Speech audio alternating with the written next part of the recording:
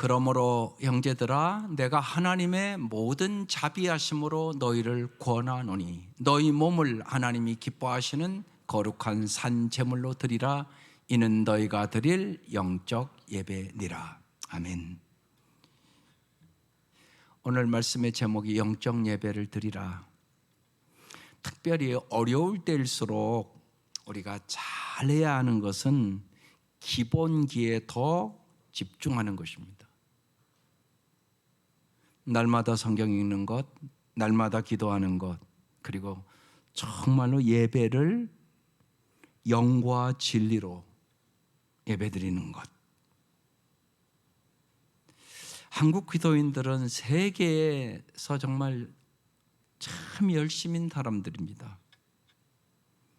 그런데 우리가 이 코로나 사태를 만나고 여러 가지를 만나면서 왜 우리가 세상 사람들의 정말 신뢰를 깊이 얻지 못할까요?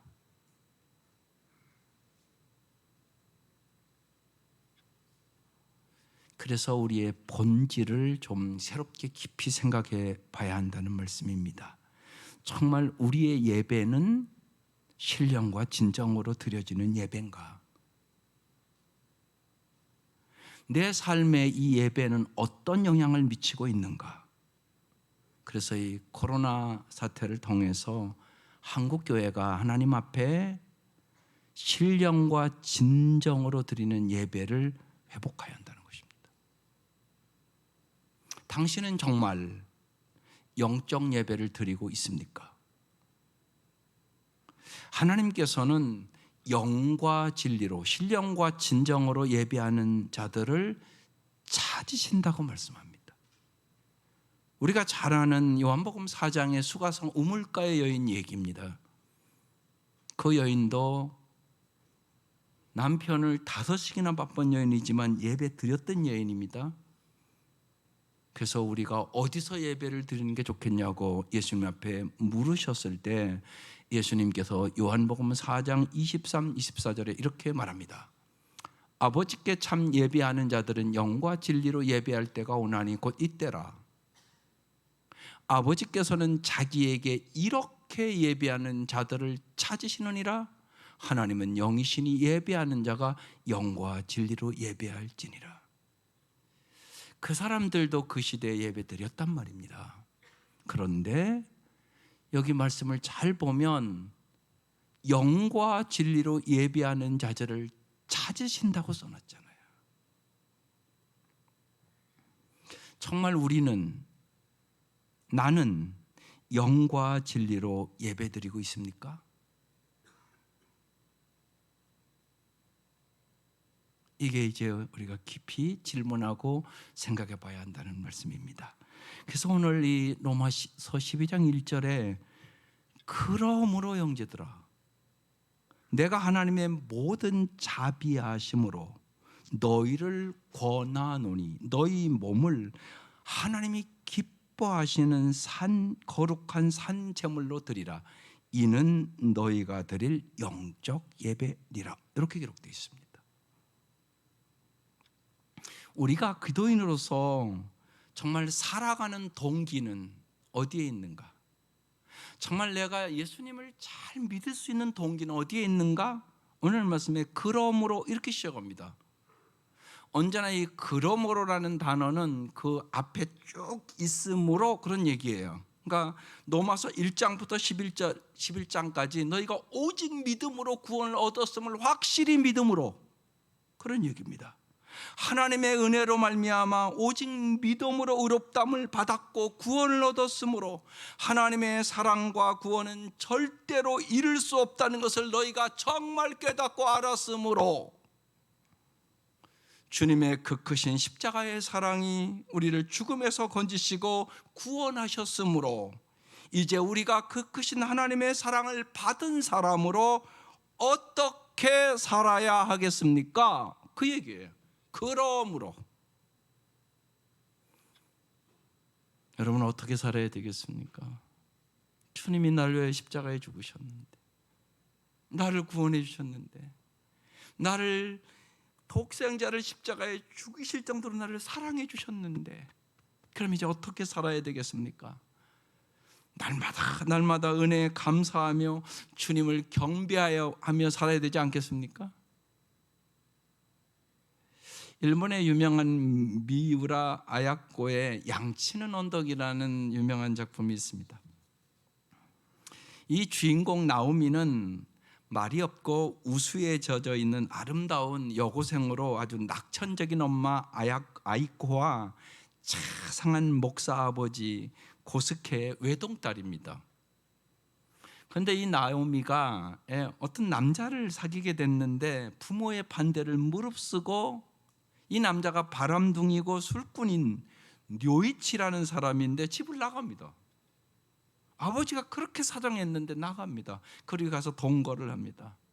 결국 살아보니까 이게 바람둥이고 술꾼이니까 결국 살 수가 없어서 그냥 삿포로의 부모님 집으로 돌아옵니다. 그래서 이제 집에 돌아오는데 집에 와서 들어가기를 못합니다. 자기가 한 행동이 있어서. 그래서 집을 빙빙 돌다가 저녁에 이제 어두워지고 이제 늦게 집을 이제 들어가려고 옵니다. 그리고 문을 살짝 밀어봅니다. 그러니까 삐그덕하면 문이 열립니다. 밤 늦게 돌아올지도 모르는 딸을 기다리느라 늘 밤중에 문을 열어놓고 그 아버지가 기다립니다. 삐기덕 소리가 나니까 아버지가 말합니다. 나오미, 이제 오냐? 그럽니다. 아버지는 날마다 기다렸습니다. 아버지와 부둥켜 안고 그들은 울고, 이제 나오미가 점점 모든 것이 회복되기 시작합니다. 같이 동거했던, 그런데 이 로이치라는 사람이 이제 폐병에 걸립니다. 그래서 나오미에게 오는데 받아주지를 않습니다. 그러던 어느 날 아버지가 말합니다. 그 아버지 목사님이 그러면 안 돼, 용서해 줘야지, 받아들여야 돼. 그래서 딸을 설득합니다. 그래서 노이치를 받아들입니다. 노이치는 이제 아버지 목사님의 그 여러 가지에 감화돼서 크리스마스 선물로 나오미에게 줄 그림을 날마다 그립니다. 그런데 아무도 보여주지 않습니다. 그리고 덮어놓고 그럽니다. 그 그림을 그려가면서 그가 어렵사리 이제 술을 끊은 후 이제 사귀던 데로코라는 아가씨가 있는데 그 사람과의 사이도 깨끗이 이제 정리하기로 결정을 하고 그녀를 찾아갑니다. 데로코는 그런 료이치를 붙잡기 위해서 수면제를 탄 술을 억지로 권해 먹이고 못 가게 합니다. 그런데 료이치는 그 유혹을 이기려고 그 집을 뛰쳐나옵니다. 추운 겨울날이었습니다. 밤에 의식이 몽롱한 상태로 그가 거리에 쓰러집니다. 그리고 결국 잠이 들고 차에 치여 죽게 됩니다. 노이치가 죽은 후 노이치의 그림을 벗겨보니까 십자가에 돌아가신 예수님의 그림입니다. 십자가에서 예수님이 달려있고 피가 툭툭툭툭 떨어지는데 십자가 아래 한 청년이 예수님을 꼭 붙잡고 있습니다. 그것은 요이치 자신이었습니다.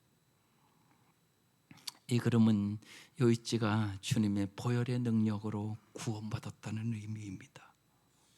그래서 우리는 찬양합니다. 나의 죄를 씻기는 예수의 피밖에 없네. 우리의 공로로 여기 구원 얻은 사람은 한 사람도 없습니다. 우리의 행실이 거룩해서 주님의 자녀가 된 사람도 없습니다. 여러분, 이 이야기는 꼭 탕자의 이야기 같지 않습니까? 우리는 모두 다 말로는 형용할 수 없는 은혜를 입은 자들입니다. 그러므로 우리는 어떻게 살아야 되겠습니까? 그런 말씀입니다. 그러므로. 그 다음에 뭐라고 말씀합니까? 형제들아, 이렇게 부릅니다. 바울이 형제라고 부를 때 가장 두드러진 특징은 나와 동등한 관계라고 생각했다는 것입니다. 바울은 로마에 있는 초신자들에게 형제라고 지금 부르고 있는 것입니다. 자타가 인정하는 사도요 석학이었지만 자기보다 훨씬 덜 배운 사람들의 군림하려 하지 않고 동등한 위치에서 형제들아라고 부르면서 관계를 맺어가는 것입니다. 내가 누군가에게 열심히 복음을 전했는데 말씀의 역사가 일어나지 않았다고 우리가 생각하고 부작용이 일어났다면 우리는 한번 생각해 봐야 합니다. 내가 동등한 관계에서가 아니라 위에서 무엇을 가르치듯이, 무엇을 베풀듯이 내려다보는 시선으로, 군림하는 시선으로 이야기를 하고 있었는지 반드시 돌아보셔야 됩니다. 하나님께서도 우리를 구원하기 위하여 독생자를 말구에 보내지 않습니까? 그뿐만이 아니라 십자가까지 내려가셔서 우리와 동등해집니다. 그래서 예수님의 말씀 한마디 한마디가 우리의 가슴을 움직이고 정말 우리의 모든 형편과 화장을 다 공감하시는 주님 앞에 우리는 감동하는 것입니다. 우리가 다른 사람과는 말씀을 잘 나누는데 특별히 부부지간에 또 부자지간에 형제지간에 말씀을 나누는 것이 더 어려운 가정들이 참 많습니다. 여러분 왜 그렇다고 생각하십니까? 여러 가지 이유가 있겠지만 그 중에 하나가 상대방을 동등하게 대하지 않는다는 것입니다. 남편보다 신앙생활을 먼저 한 아내가 처음 믿는 남편을 동등하게 대하지 않고 위에서 가르치는 입장에서 말씀을 전합니다. 형이 동생을 동등한 관계로 대하지 않습니다. 지시하는 입장으로 말씀을 전합니다. 그러면 말씀의 역사가 일어나지 않습니다. 내가 상대와 동등한 관계를 맺지 않고 위에서 내려다보는 시선을 가지고 말을 하게 되면 내가 말씀의 주인이 되어버립니다. 그 순간 그 말은 하나님의 말씀을 차용하지만 사실은 사람의 말일 뿐이라는 사실입니다.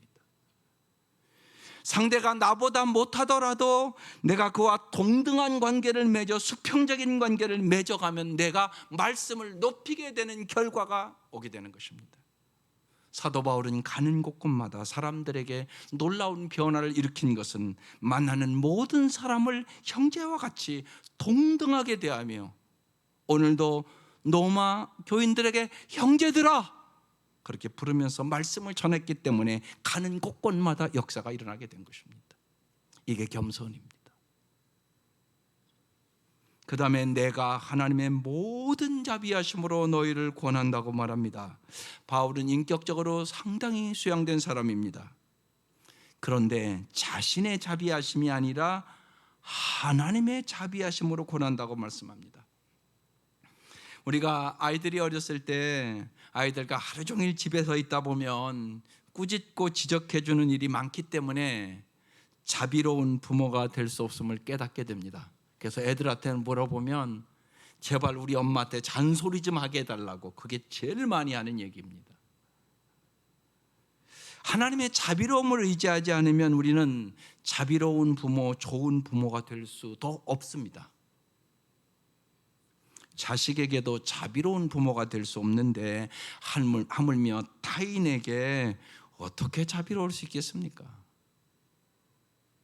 그래서 바울은 모든 하나님의 자비하심으로 권한다고 말씀하고 있습니다. 모든 하나님의 자비하심이란 무엇일까요? 세 가지만 말씀을 드려보겠습니다. 첫 번째는 하나님의 인내하심입니다. 하나님은 우리가 하나님께 돌아올 때까지 오래 참으십니다. 우리처럼 조급한 분이 아닙니다. 바울은 하나님의 인내하심으로 말씀을 전하고 결과에 대해 초조해하지 않았습니다. 하나님의 오래 참으심이 함께했기 때문에 그렇습니다. 저와 여러분도 마찬가지입니다. 하나님의 인내하심 때문에 우리는 구원받았습니다. 그 다음에 하나님의 자비하심은 하나님의 사랑하심입니다. 우리도 때로는 인내할 수 있습니다. 그런데 우리가 인내하는 근거가 사랑이 아니라 증오로 변할 수 있습니다. 따라서 인내하고 돌려받는 것이 징후입니다. 하나님은 오래 참으시지만 징후하지 않습니다. 그러나 여러분 생각해 보십시오. 10년, 20년 살다가 어쩔 수 없이 이혼하는 분들이 있습니다. 여러분 그 아픔은 이루말할 수가 없지 않겠습니까? 10년, 20년을 참았습니다. 그러나 막상 헤어질 때는 그의 마음속에 징후가 가득한 것입니다. 이게 인간의 연약함입니다. 그러나 바울은 끝까지 하나님의 사랑으로 형제들을 권했기 때문에 사랑을 돌려받을 수 있었고 영혼을 구원할 수 있게 된 것입니다. 또 하나는 하나님의 반복하심입니다. 우리는 인내와 사랑이라는 명분으로 상대를 방치하기가 쉽습니다. 그러나 어떤 경우도 방치는 인내도 사랑도 아니올시다. 참다운 인내와 사랑은 언제든지 반복으로 이어집니다. 상대 행위에 관계없이 내가 행해야 할 것을 반복적으로 행하는 것입니다. 하나님은 수없이 반복해서 말씀하십니다. 선지자를 통하여 말씀하시고 예수님을 통하여 말씀하시고 제자들을 통하여 말씀하시고 우리에게 성경을 기록해 주셔서 반복해서 말씀하십니다. 주일 예배를 통하여 말씀하시고 새벽 예배를 통하여 말씀하시고 수요 예배를 통하여 말씀하시고 끊임없이 반복해서 말씀을 주십니다. 그래서 우리가 이만큼 가꾸어진 것입니다. 바울은 이러한 반복하심으로 형제들에게 끊임없이 권했습니다. 우리는 나의 감정이나 나의 자비하심을 믿고 상대를 대하면 언제나 상대에게 상처를 주기 마련임을 꼭 깨달아야 합니다. 그러나 하나님의 자비하심 속에서 하나님의 인내하심으로 하나님의 사랑하심으로 하나님의 반복하심으로 하나님의 위로하는 심정으로 말씀을 전하면 우리는 영혼을 구원하고 제자 삼는 생명의 역사를 일으키는 성령의 도가 될 수 있는 것입니다. 이것이 모든 하나님의 자비하심이란 뜻입니다. 모든 하나님의 자비하심으로 너희 몸을 하나님이 기뻐하시는 거룩한 산제물로 드리라고 말씀합니다. 자신을 거룩한 산제물로 드리라는 것입니다. 자신을 죽여서 드리라는 얘기입니다. 사실 그래서 예배는 언제나 말씀 앞에 나를 죽이는 겁니다. 이 말씀이 하나님을 믿는 사람들이 어떻게 살아야 할 것인가에 대한 해답입니다. 너희 몸을 이란 너희 삶을 이란 뜻입니다. 너희 삶을 하나님이 기뻐하시는 거룩한 산제물, 움직이는 제물로 드리는 것이 우리가 드려야 할 영적 예배다, 그런 뜻입니다. 바울은 성전에서 사용하는 용어로 번제 제물을 바치러 성전에 온 예배자를 지금 비유로 생각하면서 말하고 있는 것입니다. 구약의 제사 중 번제는 키우는 가축들 중 흠없고 구별되고 결함이 없는 최고의 가축을 제물로 태우는 것입니다. 꼭 흠없는 것이어야 됩니다. 흠없는 가축인지 아닌지 잘 살펴봐야 알 수가 있습니다. 그래서 여러분 우리의 예배도 그렇습니다. 여러분 꼭 잘 준비하는 예배셔야 됩니다. 그래서 여러분 어려우셔도 꼭 여러분 성경책 갖고 오시기를 바랍니다. 스마트폰에도 물론 다 있습니다. 그렇지만 스마트폰에는 성경만 있는 게 아니라 잡것이 많습니다. 그러나 여러분 성경책은 오직 하나님의 말씀. 그래서 여러분 우리가 이 영상 같은 게 이게 좋은 점도 있지만 참 염려되는 거라고 나는 생각을 합니다. 언제나 여러분 성경책을 언제나 갖고 그 말씀을 읽는 것 참 중요합니다.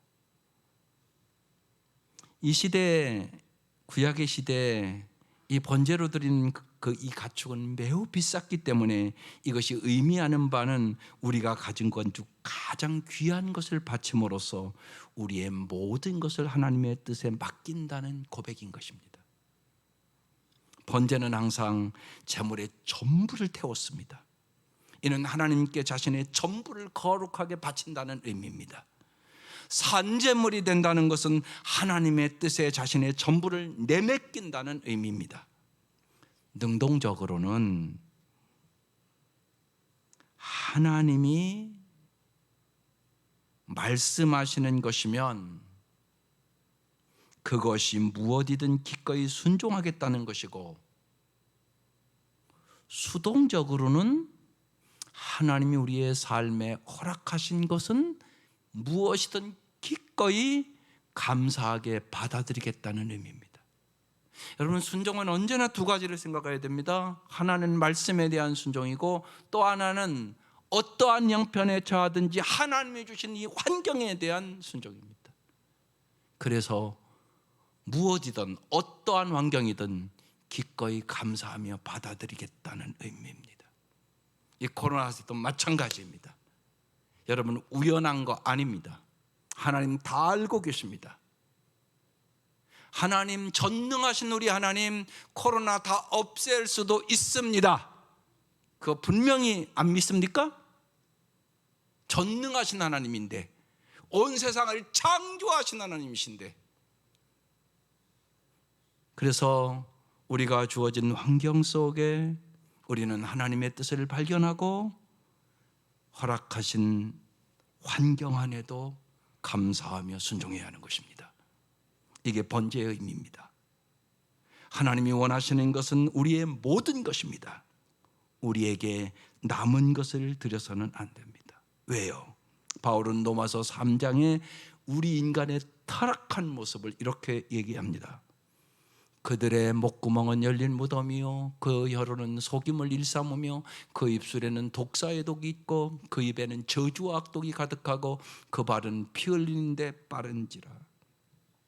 혀는 남을 속이고 입술에는 독사의 독이 흐르고 입은 저주와 독설로 가득하고 발은 피 흘리는 데 날쌔고, 그리고 그의 눈에는 하나님을 두려워하는 기색이 전혀 없다는 얘기입니다. 여러분, 이게 나의 모습이라고 생각하십니까? 이게 성경이 얘기하는 내 모습입니다. 그래서 우리의 몸의 지체를 하나님의 의의 도구로 바쳐야 된다는 것입니다. 하나님께 산제물로 바쳐야 하나님이 우리를 새롭게 빚어주신다는 얘기입니다. 우리의 발은 하나님의 길을 걸을 것이고, 우리의 입술은 진리를 말하고 복음을 전파하고, 우리의 혀로는 마음의 상처를 치유하고, 우리의 손은 넘어진 사람을 일으켜주고, 우리의 귀는 비탄에 빠진 사람의 부르짖음을 들어주고, 우리의 눈으로는 겸손하게 오래 참으면서 하나님을 바라볼 것이다. 이렇게 빚으시기 위하여 하나님께 너희 몸을 하나님이 기뻐하시는 산제물로 드리라고 말씀하는 거예요. 드려야 하나님이 빚어주시지. 이 산제물로 드리라는 말씀은 우리의 전부를 하나님의 뜻에 맡기고 순종할 수 있도록 우리의 태도를 끊임없이 새롭게 한다는 의미예요. 이것이 예수님이 자기를 부인하고 날마다 제 십자가를 지고 나를 따르라고 말씀하신 누가복음 9장 23절 24절 말씀이란 말입니다. 또 우리에게 이르시되 아무든지 나를 따라오려거든 자기를 부인하고 날마다 제 십자가를 지고 나를 따를 것이니라. 누구든지 제 목숨을 구원하고자 하면 잃을 것이요 누구든지 나를 위하여 제 목숨을 잃으면 구원하리라. 그래야 나는 죽고 예수로 살 수 있다, 그런 얘기입니다. 그리스도인의 삶이란 예수님의 십자가 죽음에서 하나님의 긍휼을 보며 매일매일 자신의 삶과 몸을 하나님께 기꺼이 바치는 삶입니다. 이것이 영적 예배입니다. 그래서 예배는 여기 1시간 드린 게 예배가 아니올시다. 저 문을 들어 나가는 순간부터 참된 예배는 시작되는 것이에요. 우리는 너무나 이 그냥 1시간 예배 드리면 드렸다고 생각하고 살기 때문에 세상 사람들이 보기엔 너희의 삶과 우리의 삶이 뭐가 다르냐고 얘기를 하고 있는 것이, 그게 아니란 말입니다. 영적 예배는 여러분이 말씀을 듣고 은혜를 깨닫고 처문을 나가는 그 순간 여러분의 참된 예배는 시작되는 것이에요. 새로운 삶을, 오늘 말씀을 들었으니까 그 말씀을 부여잡고 시작하게 되는 것입니다. 그래서 정말 하나님을 기쁘시게 하는 삶을 살아가는 것입니다. 그래서 너희 몸을 하나님이 기뻐하시는 거룩한 산제물로 드리라고 말씀하는 것이, 우리가 죽어야 될 삶의 모습은 언제나 하나님 보시기에 거룩하게 사는 것입니다. 하나님의 은혜와 사랑은 우리가 죽어야 할 정말 우리의 모든 삶을 얘기하고 있는 것이에요. 복음은 우리의 삶의 방향을 근본적으로 바꾸어 놓는 것입니다. 그 결과는 자기 자신이나 누군가를 위해서가 아니라 이제 하나님을 기쁘시게 하는 삶을 소망하게 되는 것입니다. 그래서 언제나 생각해야 됩니다. 오늘 성가대 은혜 받았습니다. 그렇지만 언제나 성가대의 이 찬양은 내가 정말 하나님을 기쁘시게 하려고 준비하는가, 혹시나 사람들에게 보이려고 하는가, 이 생각을 언제나 하셔야 합니다. 여러분의 기도도 마찬가지입니다. 내가 정말 하나님을 기쁘시게 하는 기도를 하는가, 그렇지 않으면 사람의 소원만 이루어달라고 기도하는가. 물론 우리 언제나 연약하기 때문에 사람의 소원을 이루어달라고 기도합니다. 그러나 그렇게 기도하면 다른 종교와 기독교가 뭐가 다릅니까? 그래서 그것을 기복종교, 미신적인 종교라고 얘기하는 겁니다. 하나님 중심적으로 하나님의 뜻을 이루기 위하여 기도하라고 말씀하는 거예요. 그게 주기도문입니다. 언제나 여러분 초점을 사람에게 맞추면 참된 예배가 안 됩니다. 하나님께 초점을 맞추셔야 됩니다. 어떻게 하면 하나님을 기쁘시게 우리가 찬양을 드릴 수 있을까? 이번 주는 어떻게 하면 하나님을 기쁘시게 우리가 기도를 드릴 수 있을까? 그래서 본질적인 얘기, 오늘 정말 우리의 예배를 다시금 점검하고 정말 하나님이 받으시는 영적 예배를 드리는 교회, 또 다음 주에 드릴 것이에요. 정말 우리의 기도는 하나님을 기뻐하시는 기도를 정말 드리고 있는 것인가? 언제나 10년, 20년, 30년 신앙생활을 해도 내 소원만 이루어달라고 계속 그 기도만 하고 있는 것은 아닌가? 우리 자신을 돌아보지 않고는 우리는 새로운 삶으로 이 땅을 변화시킬 수는 없다는 사실입니다. 본질적인 것에 분명히 변화가 있어야 되는 것입니다. 데살로니가전서 2장 4절에 주님은 이렇게 말씀하십니다. 오히려 우리는 하나님의 인정을 받아 기쁜 소식을 전하라고 부탁을 받은 사람으로서 말합니다. 우리는 사람을 기쁘게 하려 하지 않고 우리의 마음을 살피시는 하나님을 기쁘게 하려고 합니다. 이게 참된 하나님의 종의 모습입니다. 하나님이 우리를 기쁘시게 하시기 때문에 우리는 하나님을 기쁘시게 하는 삶을 살 수 있습니다. 우리가 하나님께 순종할 수 있는 이유는 구원을 얻기 위해서가 아니라 이미 우리를 구원해 주신 하나님의 그 사랑에 우리의 마음에 감격과 감사가 있기 때문에 그렇단 말입니다. 이는 너희가 드릴 영적 예배니라. 여기 영적이란 말은 분별력 있는, 이성이 있는, 이치에 맞는 이란 뜻입니다. 영적 예배를 드린다는 것은 우리의 온 이성을 다해 깨어있는 예배를 드린다는 의미입니다. 헬라어 로기켄이라는 단어인데 합리적인 예배다, 그런 뜻입니다. 하나님이 우리를 베푸신 그 은혜와 그 긍휼과 그 사랑을 생각해 보면 우리의 전부를, 우리의 삶을 제물로 바치는 것은 합리적인 것이요 마땅한 것이다, 그런 의미입니다. 요컨대 하나님의 긍휼로 하나님의 은혜를 정말 우리가 경험하게 되면 자신의 전부를 남김없이 하나님께 바치지 않는 것이 오히려 비합리적인 행동이다, 그런 의미입니다. 그래서 C.T. 스터드 선교사가 이렇게 말했습니다. 만일 예수 그리스도가 진정 하나님이시고 나를 위해 십자가에 죽으셨다면 내가 그분을 위해 하는 어떤 희생도 결코 크다고 말할 수는 없다. 그렇지 않겠습니까? 부모의 은혜를 아는 사람이 어떻게 내가 부모에게 은혜 다 갚았다고 이럴 수 있는 사람이 여러분 어디 여기 있겠습니까? 부모의 은혜도 우리는 다 갚을 수가 없습니다. 내가 부모의 은혜를 깨닫는 그 순간 대부분 부모는 벌써 가셨습니다.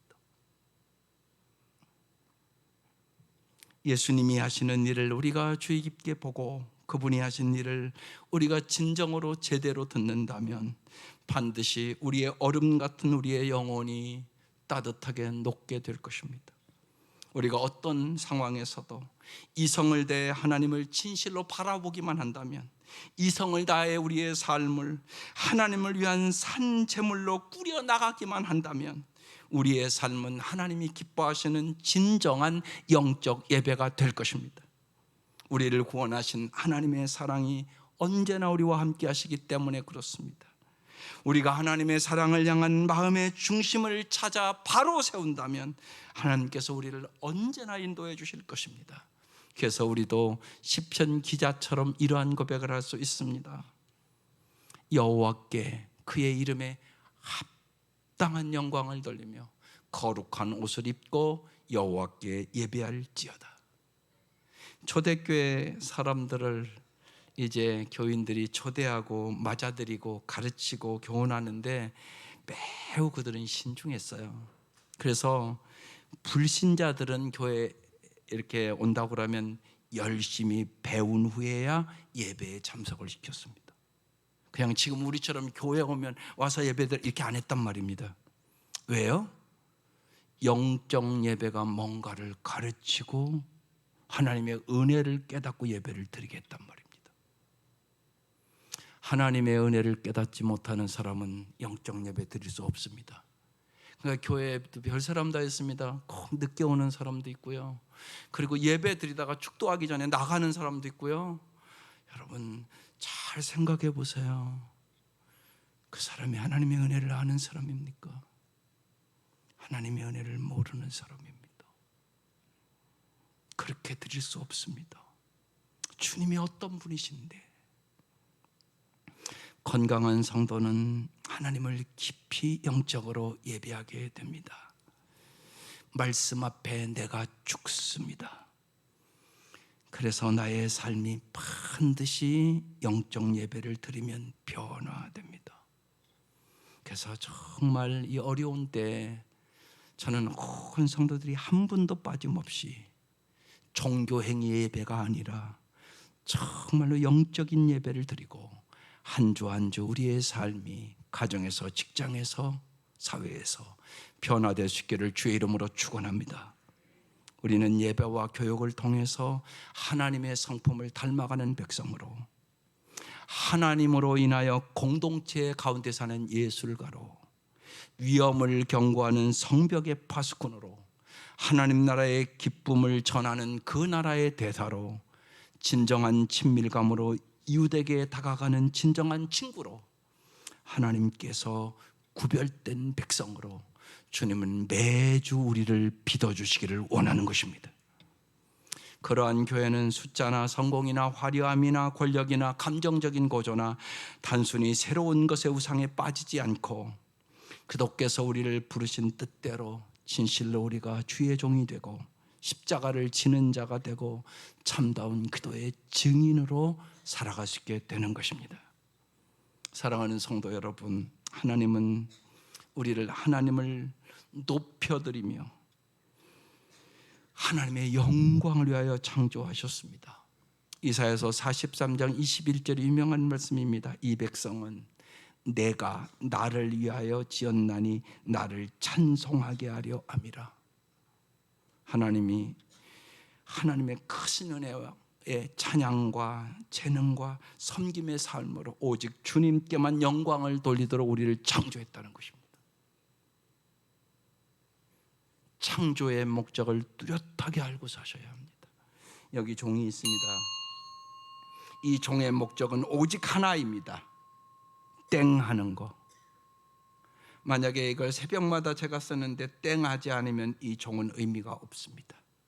이 종을 만든 사람도 땡 하라고 이 종 만들었습니다. 여러분도 마찬가지입니다. 여러분 하나님께 영광을 돌리도록, 하나님만을 높이도록 하나님이 창조하셨습니다. 진정한 예배란 하나님을 높이는 단 하나의 목적을 위하여 하나님의 무한한 은혜에 완전히 잠기는 것입니다. 그래서 예배의 성공이 진정 인생의 성공임을 믿을 수 있기를 바랍니다.